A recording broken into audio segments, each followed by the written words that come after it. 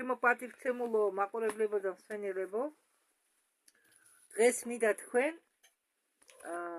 დაგელაპარაკოთ პასხეთზე, ანუ აღდგომაზე. ეს არის თქვენი ცით, რომ ეს არ არის ქრისტიანული დღესასწაული. ეს კონსტანტინემ ეს დღესასწაული ისისხა სლავიანური წარმართული რელიგიიდან. ნუ წარმართული არა ის, მაგრამ ახლა ნებისმიერი რელიგია დაუშვათ იმ რელიგიის მიმართ, რომელიც ადამიანს წამს, მისთვის არის წარმართული. და ეს პასხეთი, ისევე როგორც შობა, გადმოტანილია სლავიანური რელიგიიდან და შეცვლილია თარიღები. არა, ზოგის თარიღი არა შეცვლილი, მაგრამ აღდგომას სულ სხვადასხვა თარიღი აქვს. შობას ცალკე აღნიშნავს კათოლიკური ეკლესია 25 დეკემბერს, მართლმადიდებელი ეკლესია 9 იანვარს. უკაცრავად 7 იანვარს. და მე მინახა დღეს თქვენ დაგელაპარაკოთ ამაზე. ხო, და თუ ბოლომდე მოусვათ, იქ კიდევ ინფორმაცია საინტერესო. მაგრამ მე არ მინდა ამერიოს, მინდოდა ის ბოლო ინფორმაცია ახლა მეთქვა, მაგრამ მინდა ყველაფერი თადარიგის მიხედვით გავაკეთო. როგორც აქვს ეს გაკეთებული, ეს ვიდეო ეკუთვნის ვიქტორ მაქსიმენკოვს.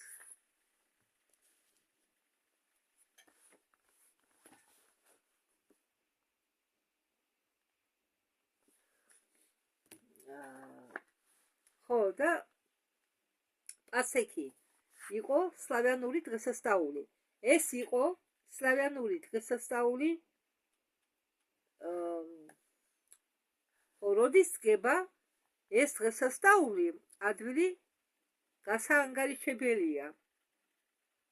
ყველაფერი დაკავშირებულია მზის სვლასთან. ხო, და რატომ გითხარით, რომ ბოლოს არის მოკლე ინფორმაცია მეთქი, იმასთან დაკავშირებით, თუ რატომ აღნიშნავდნენ სლავიანები პასექს, ანუ აღდგომას, და რასთან იყო ეს დღესასწაული დაკავშირებული. ამაზეა ბოლოს ნათქვამ ამ ვიდეოში, ვიქტორ მაქსიმენკოვის ვიდეოში. თუ გაინტერესებთ, მოусმინეთ ვიდეოს ბოლომდე, მაინც საინტერესოა ჩემი აზრით. მზის სვლასთან ყველა, ვინც ამ ყველაფრიდან გამოვარდა, სლავიანები უწოდებენ გახსნილობას. საერთოდ ძველად ძალიან მკაცრად უყურებდნენ ყველაფერს. ხო, აგერ თქვენ წინაშე არის ახლა სიმბოლო, რომელსაც უწოდებენ ანალემა. ეს სიმბოლო გეტყვით ახლა რას ნიშნავს. ეს არის ანალემა, რომლის მიხედვით მოძრაობს მზე. მე ნათქვამი მაქვს, რომ არსებობს 3 მზე ჩვენ თავზე და ეს ალბათ ცენტრალური მზის მოძრაობა იქნება. ხო, და მზე ამ სქემის მიხედვით მოძრაობს 3 დღეში ერთჯერ.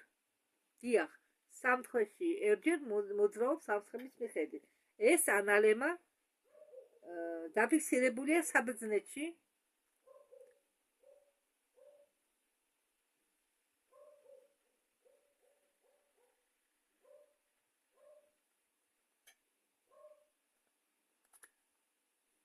და ამ ანალემას ასახსნელად ჩვენ მიუბრუნდეთო სიმბოლიზმს. ესე იგი, ასოებს. ადრე რუნული ალფაბეტი ჰქონდათ სლავიანებს თავში. ასოებს კი აქვთ რიცხვითი მნიშვნელობა.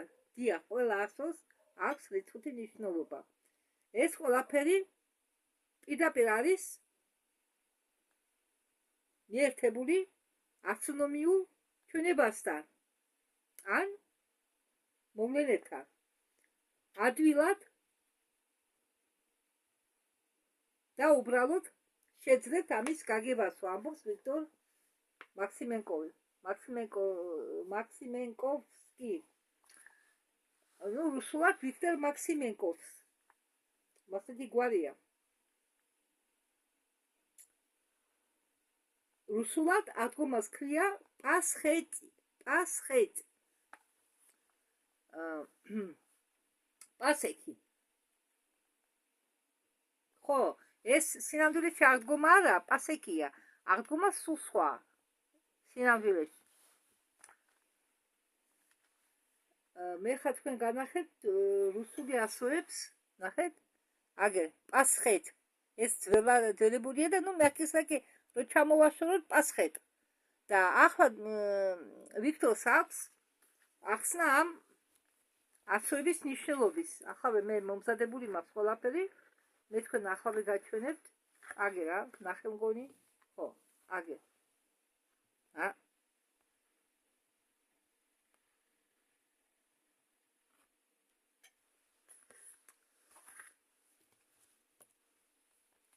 სეგი.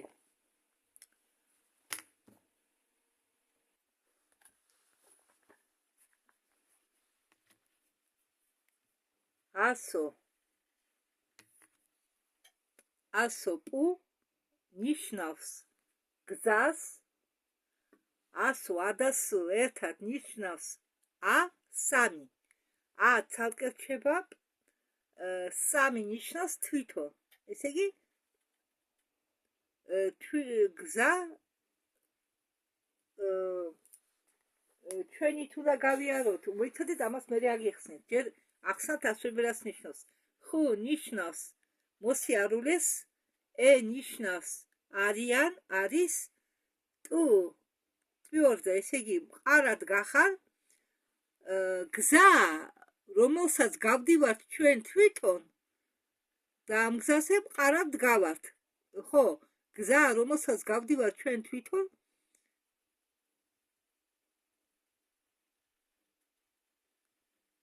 და მყარად დგავართ ამ გზაზე. ხო. რიცხობრივად უდრის 80, აგერ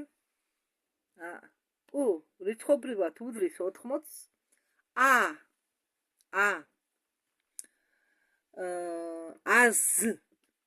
ერთიანს, ესე იგი პირველ წყაროს უდრის.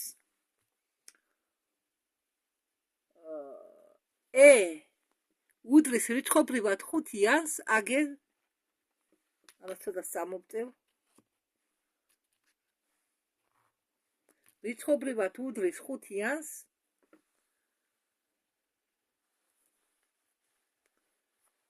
და არის კიდევ აქ ცენტრალური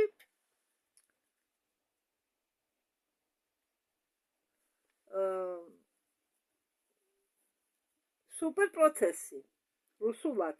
Центральный сверхпроцесс.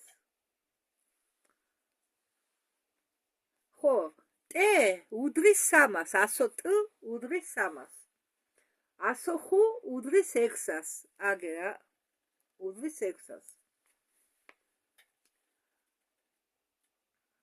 და ეს ცენტრალური სვერხპროცესი უდრის 986. ახლა მე ყველაფერს აგიხსნით. როგორც ქვია, სწორად დღეს პასხეთი ნიშნავს გადარჩენას რაღაცისაგან. ხომ გესმით ჩემი? ესე იგი, გადარჩენა რაღაცისაგან. პასხეთი ნიშნავს გადარჩენას რაღაცისაგან. კიდევ გავიორებ გზა, რომელიც ჩვენ თვითონ მყარად გავიარეთ. ხო, ამას ნიშნავს. გადარჩენა, რის გადარჩენას? რის გადარჩენას ნიშნავს, ამას ბოლოს გაიგებთ. ჩვენ დროში ეს ნიშნავს არა მხოლოდ დაღუპვისაგან გადარჩენას, არამედ ამჟამად ბუნებასთან დაბრუნებას. ყოველი რიცხვის ნიშნულობა არის აზრიანი. ხო, როგორც თქვენ ახლა თავიდან არ დავიწყებ იგივეს ლაპარაკს, როგორც გითხარით, პ ნიშნავს 80, მატრიცა 7-7-ზეა. ესე იგი 80 უდრის 7 გამრავლებული 7-ზე 80-ია. აქ პირდაპირ არის ნაჩვენები ანალემა აგერ ანალემა.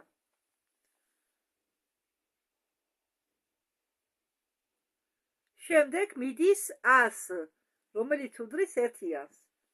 ხო, 100-ა უდრის 1-იანს. მე ბევრჯერ გაჩვენეთ ვიდეოებშიო, ამბობს ვიქტორი, როგორ ფიქრობთ მზის ხო, მე ბევრჯერ გაჩვენეთ ვიდეოებში, როგორ ფიქსირდება მზის მოძრაობა.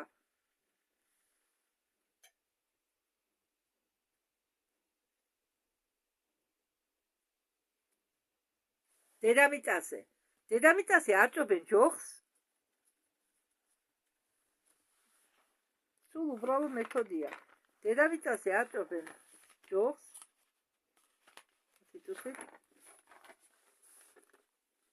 უჩვენებენ ამ ჯოხით უჩვენებენ ჭტილის ანარეკს.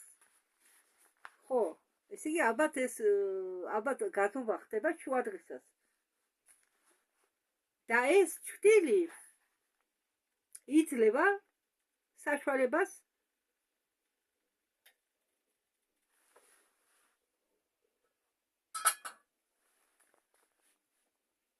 და ეფიქსირებინა მზის მოძრაობა დედამიწაზე.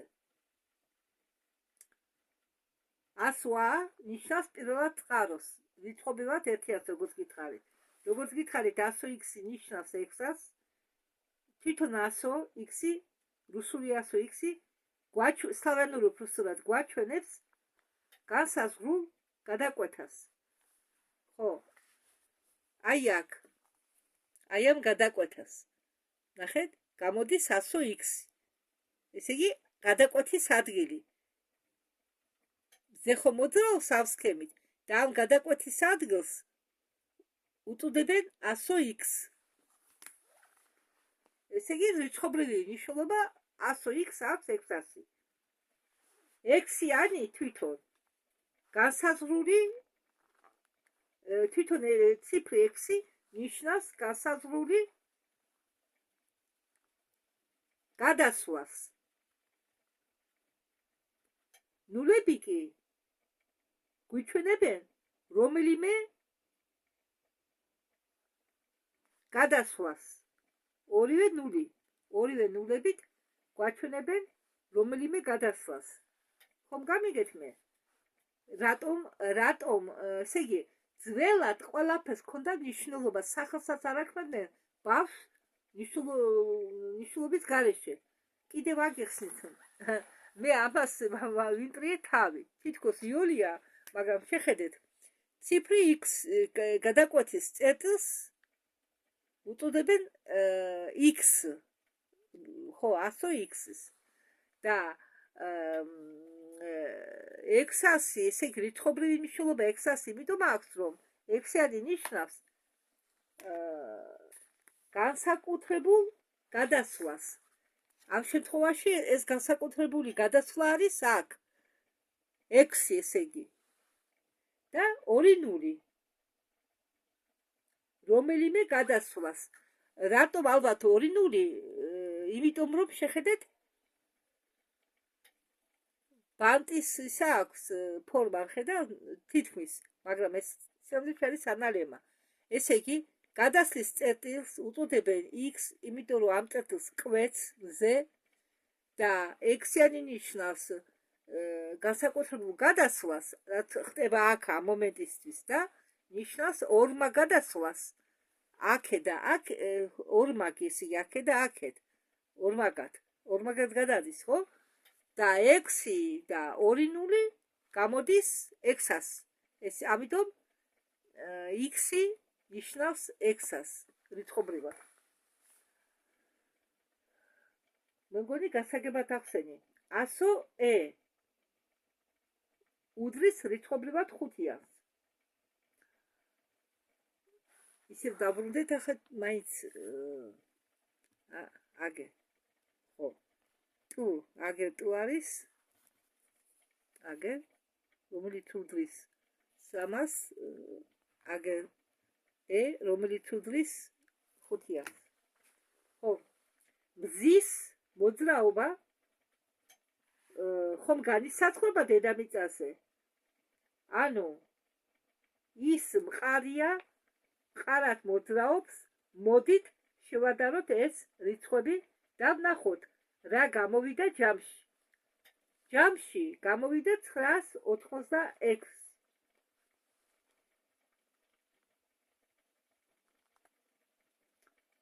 ხო, ალბათ 986 ხო, და ეს 986 ნიშნავს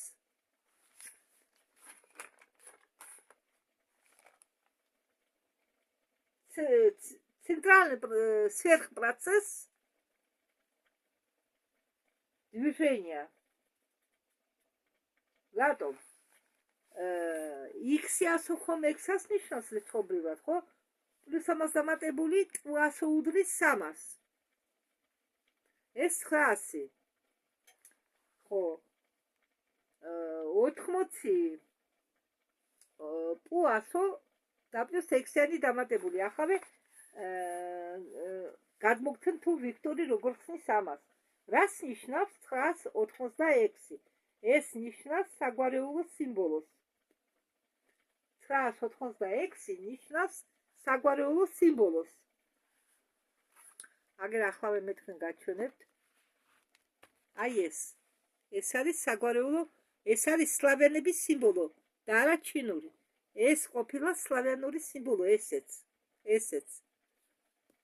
აქ ჩანს ისე დავაყენებ ამას რომ ორივე გამოჩნდეს.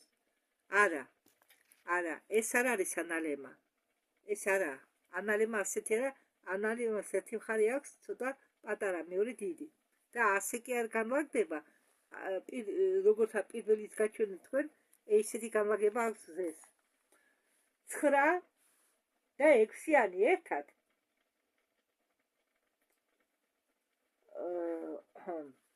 არის საგვარეულო სიმბოლო.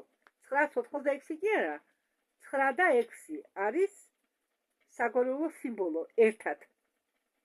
R და D საგვარეულო სიმბოლოა. ხო, ალბათ ამ ასოების ციფრული მნიშვნელობა R 100-ის ციფრული მნიშვნელობა ყოფილა 9, 100-ის ციფრული მნიშვნელობა ყოფილა 6. ორივე უსაზღვროების სიმბოლოა. აი ეს სიმბოლო. ეს არის უსაზღვროების სიმბოლო.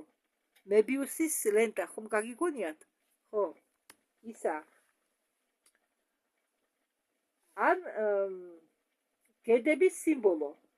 ხო, ეს უსაზღვროების სიმბოლო. ჩვენ წინ არის მინიშნებები დღესასწაულზე, რომელთან დაკავშირებით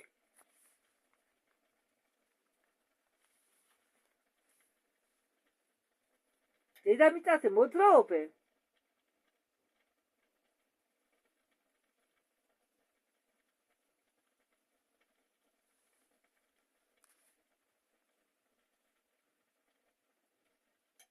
ექსას 9 ან დორი ან როდი, რო შეაბრუნებ დორია, ისა როდია, როდ.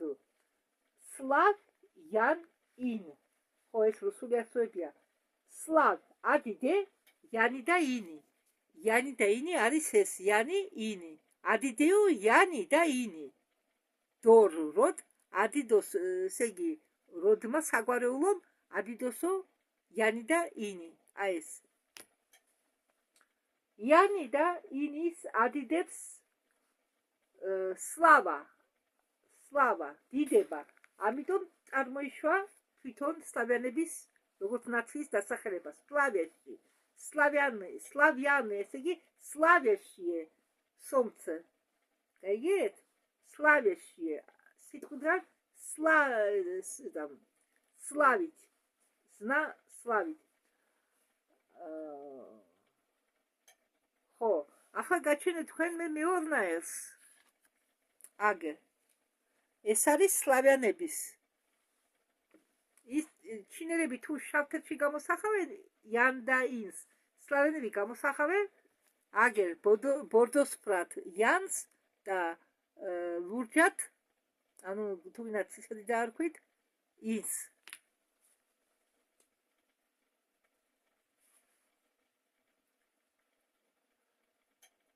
ექსა ანალემა ეს მოვაჩულოთ აქაურობას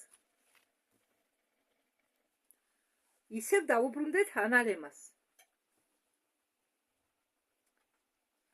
ხო უყურეთ ახლა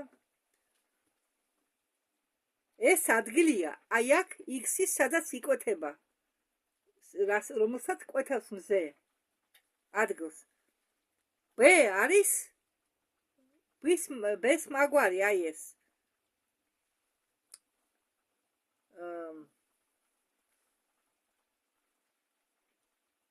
ამას ეგვეუბნებიან ანდა x ბეთი ფიქსირდება დღესასწაული ხო ეხა პრინციპში უყურეთ აქ x-ი ეს b-ს მაგვარია ახლა აქ რომ ჯოხი გაუყრათ გამოვა b ხო გავს ცოტა შეიძლება ზოგმა ჩათვალოს რომ არ გავს სინამდვილეში გავს ესე იგი x-ი და b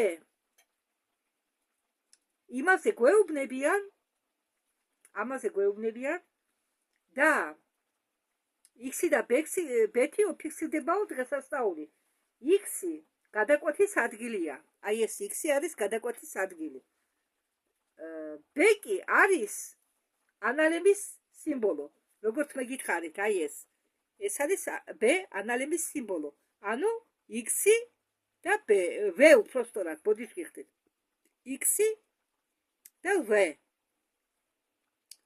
ეს ანალემის ფორმა არის ასო v და გადაკვეთის წერტილი x-ი ამიტომ x-ი და v ერთად იწერება ხოლმე პასექის აღნიშნისას თუ ახლა არ ვიცი მე თქვენ იცით თუ არა მაგრამ რუსულ პასკებზე და რუსულ ხატებზე მე ბევრჯერ მინახია ასოები x-ი და v მაგრამ მე ფიქრობდი კი არა კონსტანტინემ მე მგონი ეს x-ი და v ასო გადააკეთა ქრისტიანულ დღესასწაულად და ქრისტოს ვასკრეს ამ ეს ნიშნულობა მისცა ქრისტოს ვასკრეს ამ სიმბოლოებს რუსულ x და v-ს სინამდვილეში ქრისტოს ვასკრეს ადგომასთან არანაირი კავშირი არ აქვს ამ სიმბოლოს პასექს ადგომა ცალკე დღესასწაულია ეს არის პასექის სიმბოლოები x-ი და v სადაც x-ი ნიშნავს ზის მოძრაობის გადაკვეთას ასევე კი ნიშნავს ანალემას სიმბოლოს მაგრამ არანაირი კავშირი აღდგომასთან არ აქვს ამას თუმცა იყენებენ აღდგომის აღსანიშნავად ამ სიმბოლოებს ხო ახლა განვაგრძოთ რიცხვითი მნიშვნელობა x-ას 2-ია x-ი ადგილია გადაცვლის საიდღანაც ენერგიის ერთი დონიდან მეორეზე ხდება გადასვლის ადგილი ანუ აი ეს x-ი გადასვლის ადგილი 100 x-ი ან ციფრული რიცხვითი ნიშნულობა x-ს არის გადასვლის ადგილი საიდანაც ენერგიების ერთი დონიდან მეორეზე გადადის აი აქ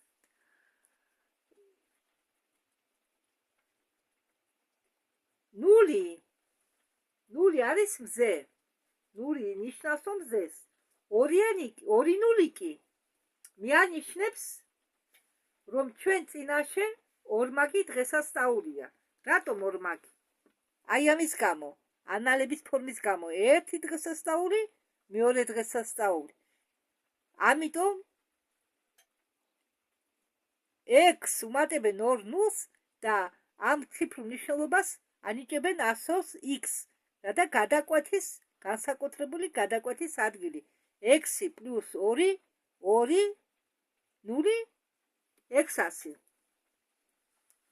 ნულები მიანიშნებენ რომ ჩვენ წინაშე ორმაგი დღესასწაულია. და 6-იანი მიანიშნებს რომ განსაკუთრებული გადაკვეთა ხდება. თუ ანალემას ქვედა ნაწილი ზამთარია და ჩვენ გამოვდივართ პასექისაკენ და ეს გადაკვეთის ადგილი არის პასექი და როდესაც ჩვენ ავიწევით უფრო მაღლა ზაფხულისაკენ იქნება ამ სისტემიდან გასვლა. ახლა აგიხსნით. ესე იგი, ეს ანალემას უფრო დიდი ნაწილი არის ზამთარი. ეს პატარა ნაწილი არის გაზაფხული. როდესაც ჩვენ გავდივართ ამ ადგილს პასექს, ესე იგი, გადაკვეთას პასექს გავდივართო, ჩვენ ამ სისტემიდან გამოვდივართო. როდესაც გაზაფხულის მხარეს გადავართო.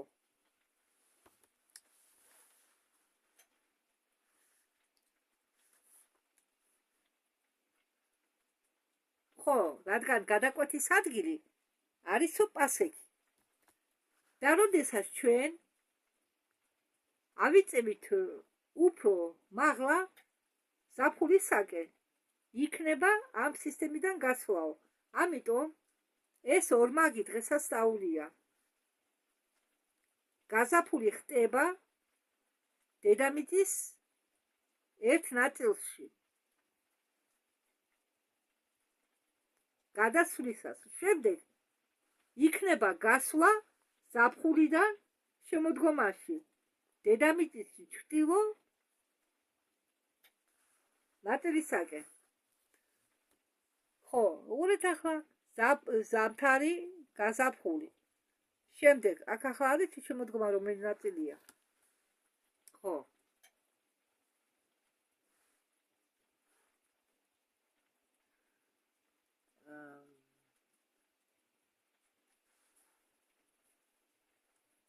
სამხრეთ ნაწილს კი პირიქით ზამთრიდან გამოდიხარ გაზაფხულში და ზაფხულში. ხო, ესე იგი თუ ზამთრიდან ზამთარია ეს გაზაფხულია, ესე იგი ხო, აი ეს ნაწილი არისო შემოდგომა და ეს ნაწილი არისო ზაფხული. გაზაფხულიდან ზაფხულში ზამთრიდან შემოდგომაზე. ზე ხო ტრიალებს დედამიწაც თავისთავად. ხო, ეს ზე ერთი ეს ცენტრალური ტრიალებს ავსქებით, მაგრამ აქეთ შემოდგომა, აქეთ ზაფხული.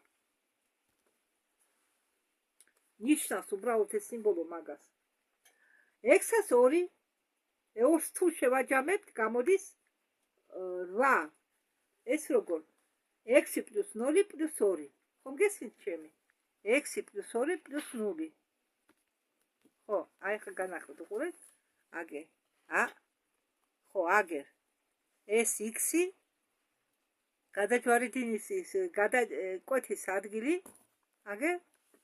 გადაკვეთის ადგილი აქ რომ გაჩვენეთ და 602. x + 0 + x ეს ხო 0-ია, თავისთავად 0-ია, ვერ ენგარიშებ. 6 + 2 8. 8 ნიშნავს ანალემას. ხო, აგერ. 8 ნიშნავს რის ფორმას ანალემას. აი ასეთი ასოები ფიქსირდება სულ საეკლესიო ხატებზე და პასკაზე.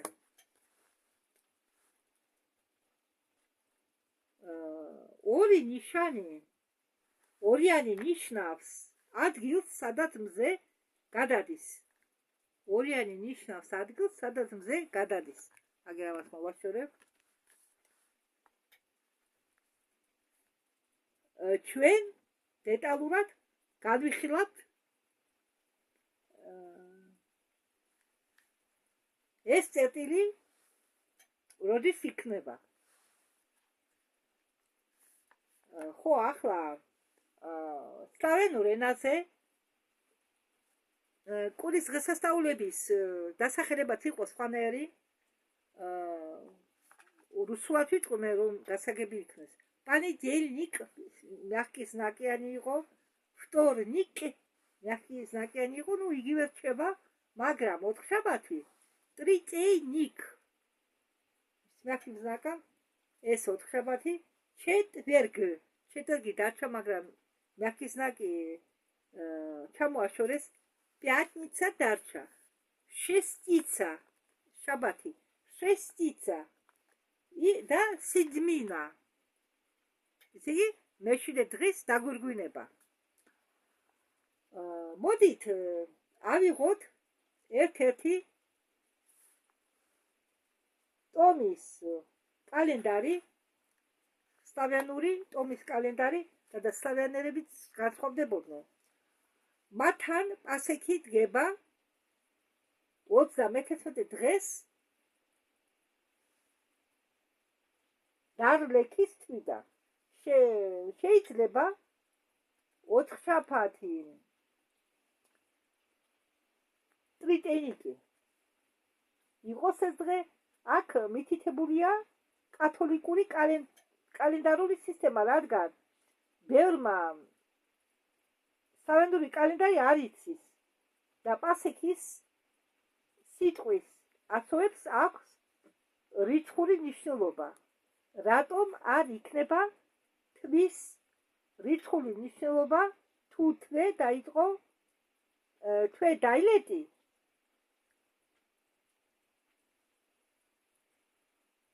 აქ მითითებულია მზის ციკლი და ეს რა ციკლია?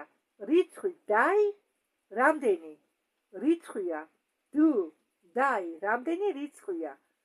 დუ უდრის 4-ს.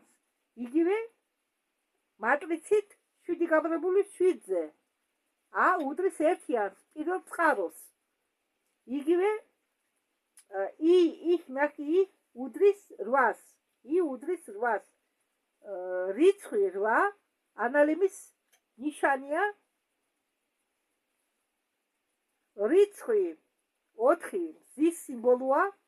4 + 1 + 8 რამდენს ვიღებთ? 13-ს. ხო, ახლა რა შეაჯამეს? მე დეტალებში გეტყვით ამას. 100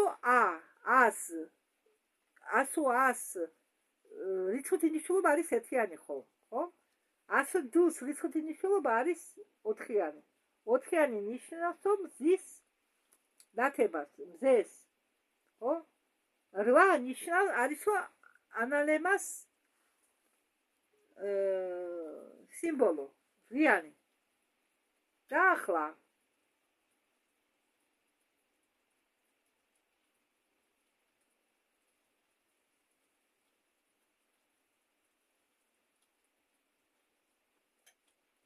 ხო,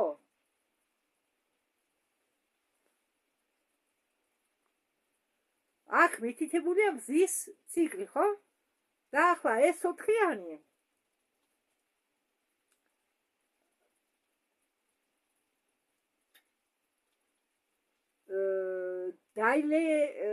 დაილეტის თვის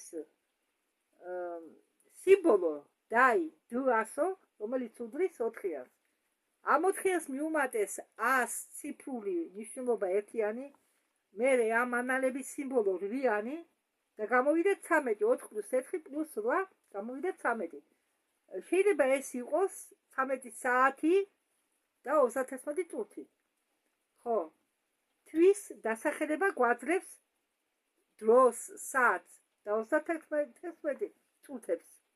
რატომ არ შეგვიძლია ეს ნახოთ სლავიანებს ჰქონდათ მრავალი კალენდარული სისტემა. მოდით ნახოთ 13 საათი და 31 წუთი. როდის დგება? თურმე 7-ზე.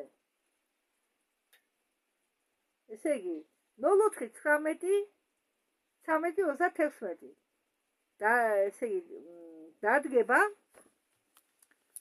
მზის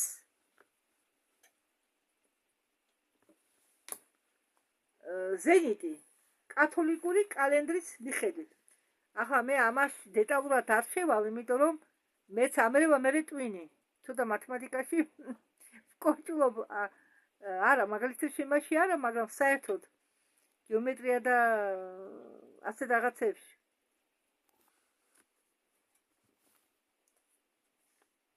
ხო, ახლა გავაგრძელოთ.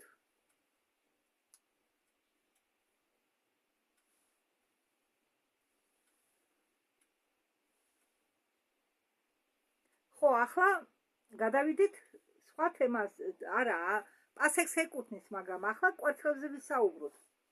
საიდან მოვიდა წესი კვერცხებით ერთმანეთზე მიჯახუნება? კვერცხი ხო, კვერცხის შეღება და მიჯახუნება იცოდნენ მაშინ იქიდან მოდის ეს კვერცხის მიჯახუნება, მაგრამ ბევრმა არ იცის. აი, მიაქვენ კვერცხები ეკლესიაში, შემდეგ კვერცხს და პასკა მოაქვენ უკან სახლში და კვერცხს აჯახუნებენ ერთმანეთს და ეუბნებიან ქრისტიანობა, მაგრამ სინამდვილეში ამ კვერცხების შეჯახუნებას სხვა მნიშვნელობა აქვს. და თუ კვერცხი რომელიც არ გატყდება, ნიშნავს გაზაფხულს. მოიცადეთ, შემიშალა.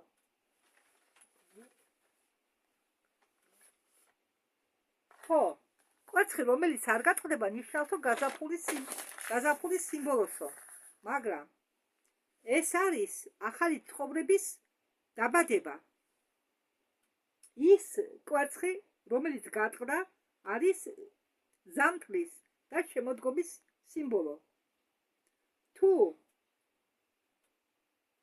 აპირებთ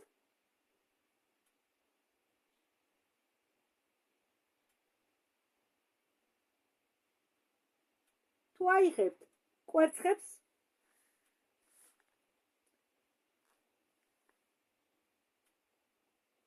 მთელ ისტორიულ პერიოდში ისინი იყვნენ მათზე. ხო, ეს კვერცხები არსებობდა მთელი ისტორიულ პერიოდის განმავლობაში. ამ კვერცხებზე ხატავდნენ წითელი საღებავებით, გამოყენებით. ხო, უფრო წითელ საღებავებს იღებდნენ. ხო, გამოიყენებოდა ხო, და ამას რუსულად ერქვა კვერცხს ვესნა კრასნა. წითელად იმიტომ ღებავდნენ, რომ გაზაფხული წითელიაო, კრასნა ლამაზიაო, გაიგეთ? გამო იყენებოდა ზეციური სხვადასხვა სიმბოლიზმი ამ კვერცხების ხატვისას. ეს კეთდებოდა იმიტომ, რომ ეჩვენებინათ დედამიწაზე სიცოცხლის რომ ეჩვენებინათ დედამიწაზე სიცოცხლის დაბადება. და ახლა გესმით ხომ? ასო x და v რას ნიშნავს? x და v ეთიტუთი ახლა გაჩვენებთ, რომ გაიგოთ. აგერა x და v. აგერ x და v და შუაში რა არის? შუაში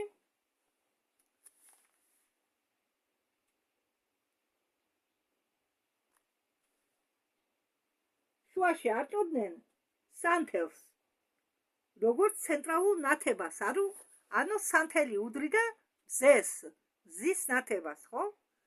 ეგრე შავი წერტილი, ხომ ხედავთ შავ წერტილს? ხო, იქ აწოდნენ სანთელს. და აქ გვერდებში კი აქ და აქ უდებდნენ კვერცხს. პასკა მაშინ სად იყო? პასკა მე მოგვიანებით შემოიტანეს. თორე მაშინ პასკა არ არსებობდა. ხომ გესმით ახლა ჩემი? მოდით ახლა მაინც მე გავიმეორებ. ხო. მოიცადეთ. აგერ რომ არ შემეშალოს. ხო, რადა ესე იგი თუ კვერცხი გატყდებოდა ის ნიშნავდა ზამთარს, თუ არ გატყდებოდა გაზაფხულს ნიშნავდა. აი ეს განლაგება გადმოიტანა კონსტანტინემ, როდესაც დააკანონა ქრისტიანული რელიგია ადრე იყო სექტა, როგორც ახლა ამბობენ სხვადასხვა სექტებზე, იგი სექტას ორგანიზაცია, ის მერე გადიდა, მერე გადავიდა ორგანიზაციაში.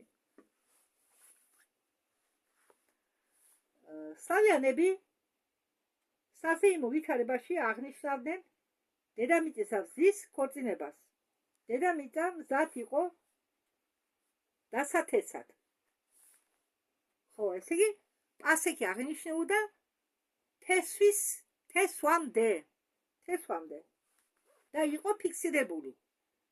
ახლა რომ გადააქვენ პასექი პასექის დრო იგივე ახლა აღდგომას უძახიან მაგას. მაგრამ სენდვიჩი აღდგომა არ არის. დრო ხომ არ არის ფიქსირებული. გადადის იქეთ-აქეთ. და ქალის და კაცის სიმბოლიზმს იყენებდნენ. ხომ გესმით ჩემი? ხო. ეს არ იყო სირცხვილი. ეს იყო ტრადიცია. და პასქეთს კი, უკაცრავად ბოდიში. პასქეთს აწყობდნენ. ხაჭოსაგან ოღონდ. ის პასქები კი არა, ჩვენ რომ ვაკვდებით გამოცხობაში და კვერცხი, რა ქვია, ქიშმიში, იმდენი ინგრედიენტი შედის მაგ რეცეპტში. არა, მაშინდელი პასკები იყო სულ უბრალო და აკეთებდნენ პასკებს ხაჭოსაგან. ქვილი და ხაჭოსაგან. ის ნიშნავდა სიმაგრეს, მიწის სიმაგრეს. შემდეგ ამ პასკას რომ დადგამდნენ გვერდებში, იქეთ და აქეთ მარჯვნივ და მარცხნივ უდებდნენ კვერცხს, რომლითაც გამოსახავდნენ ქალი და კაცის სასქესო ორგანოებს. ჭარ გამოსახავდნენ, რომელიც ნიშნავდა ქალი და კაცის სასქესო ორგანოები.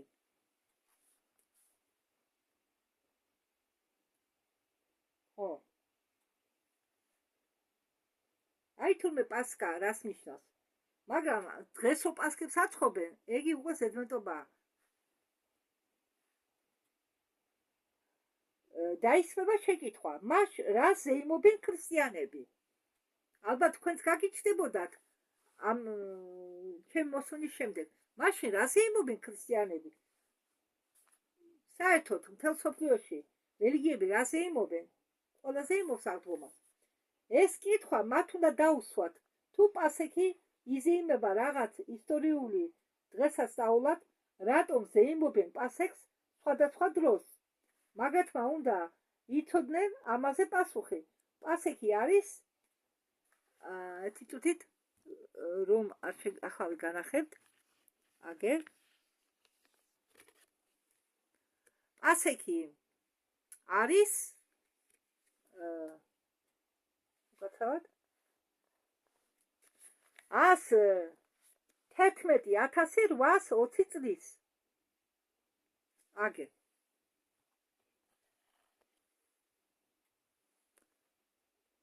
აგერ დამიწერია თავდაყირა თითუთით, აგერ 11.820 წლის.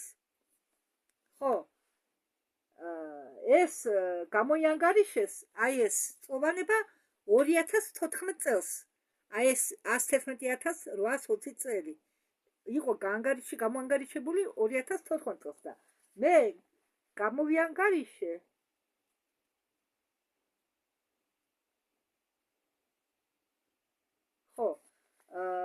ხო და ვიქტორი როდესაც ეს ვიდეო გააკეთა, იყო 219 წელი. ხო, და მე ახლა ვარ 2025 წელს, ხო? 2000 ვატიკანის კალენდრის მიხედვით ესე იგი, პასექი არის იმ 2019 წელს გამოანგარიშებული 111.1825 წლის, მაგრამ ახლა 2025 წელია. მე გამოვიანგარიშე და პასექი დღევანდელ ესე იგი 2025 წელს ყოფილა 111.821 წელი. შეგიძლიათ თქვენს გამოიანგარიშოთ. თუ 14 წელს პასექი იყო ასაკის 111.820 წლის და 2019 წელს ვატიკანმა გამოიანგარიშა და პასექი იყო 2019 წელს 111.825 წელს.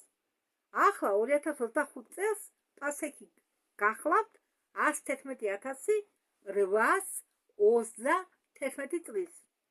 ხალხი გადაურჩა დაღუპვას. რა მოხდა იმ დროს? ხო, როგორც მე გითხარით, წინა თავში, ვიდეოს თავში, რომ ხალხი ზეიმობდა პასექს გადარჩენის ნიშნად. ბოლომდე თუ მომისმით, გეტყვით, რას გადაურჩა ხალხი. და რას ეიმობენ? ახლა გადავიდეთ. პირველი წარღვნა მოხდა იმის გამო, რომ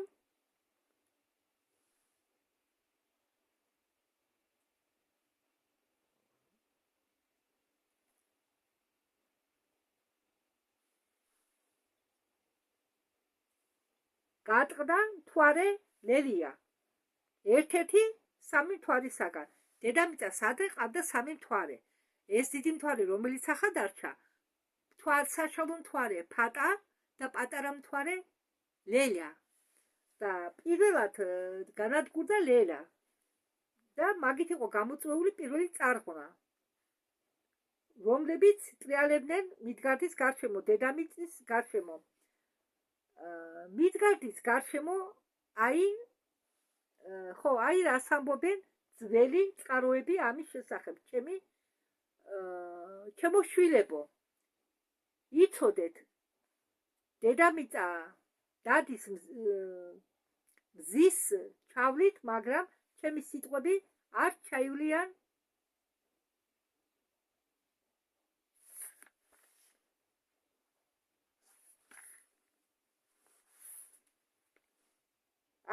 ჩემი სიტყვები არ ჩაგივლიან თქვენ, ხალხო,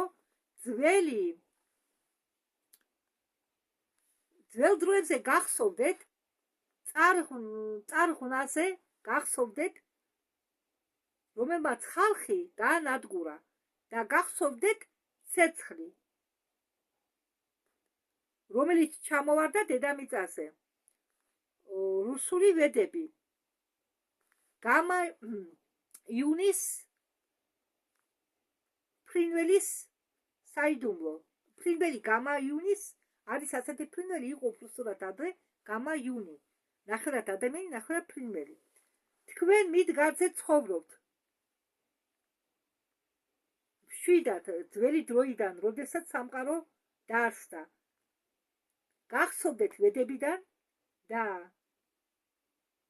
დაშტ ღმერთის საქმიანობებზე, როგორ დაანგრია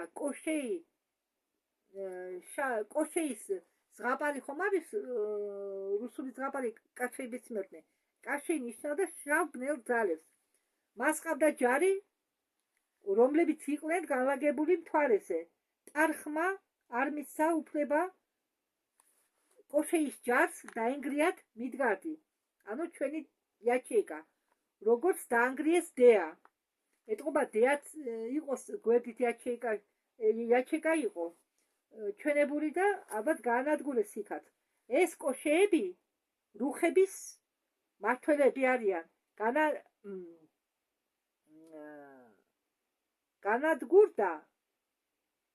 ისინი განადგურდა მთვარესთან ერთად.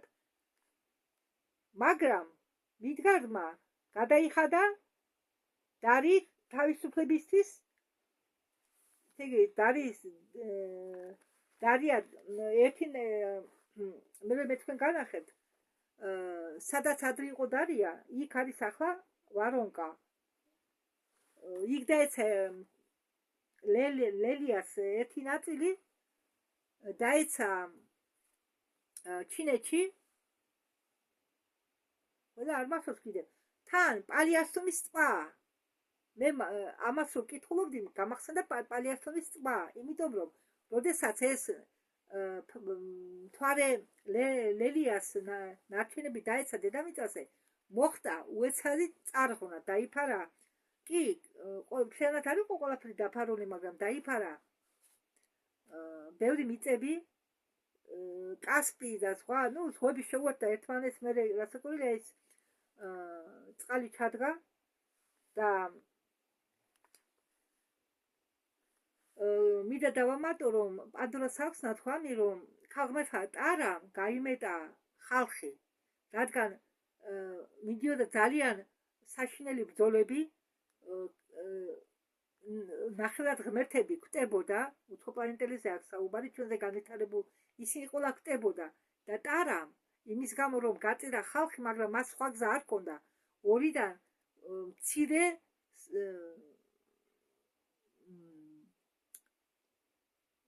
ბოროტება უნდა ერჩია სხვათა შორის ის დასაჯეს ამის გამო ახალ განთავისუფლდა ეკიდა წრულ საყაროებს შორის თუცა და ვიცი ეკიდა და ის განთავისუფლეს პანდორამ დალეტალია ნუ დრო მოვიდა განთავისუფლების და გაუშვენ მისცეს ნება რა იქნა მას სხვა გზა არ ჰქონდა ხო და ძალიან ბევრი ხალხი დაიღუპა ამ დროს და ფატად განადგურდა მეორე მთვარე მაგრამ ეს უკვე სხვა თემა ცალკე თემა ამაზეც მოგიყვებით მთვარის წყლებმა შექმნა ის წარღვნა დედამიწაზე დაიცნენ ცისატყელად რადგან მთვარე ლელია გაიყო ნაწილებად და მტრებთან ერთად მიდგარზე დავარდა დაცვინდა რა მე სხვათა შორის ახლა დავიწყე არა ჯერ არ გადამითარგმნია ვიწურ უბრალოდ რუსულად იქ ბევრი წიგნია და მე მინდა პერუნის გადათარგმნო მაგრამ იქ ძველ რუსულად წერია არა რუსული ასოება წერია მაგრამ ძველ ენაზე სლავენურ ენაზე და ამიტომ მე ჯერ მას რუსულად ვიწერ რომ შემდეგ შევძლო კარგად გადავთარგმნო ინტერნეტის დახმარებით ძალიან საინტერესოა სხვათა შორის ამ მოვლენებს ამ მოვლენების სამახსოვროდ გაჩნდა წესი სლავიანური არიული საგაზაფხულო უდიდესი დღესასწაული პასექი პასექზე ღებავენ კვერცხებს და უჯახუნებენ ერთმანეთს თუ ვისი კვერცხი მაგარია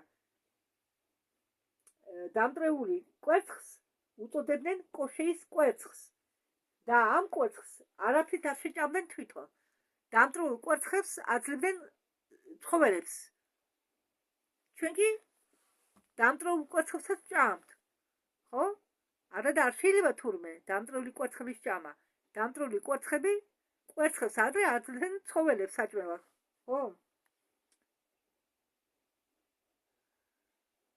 რადგან ის დამტრეული კვერცხი ნიშნავს დამტრეულ მთვარე ლელიას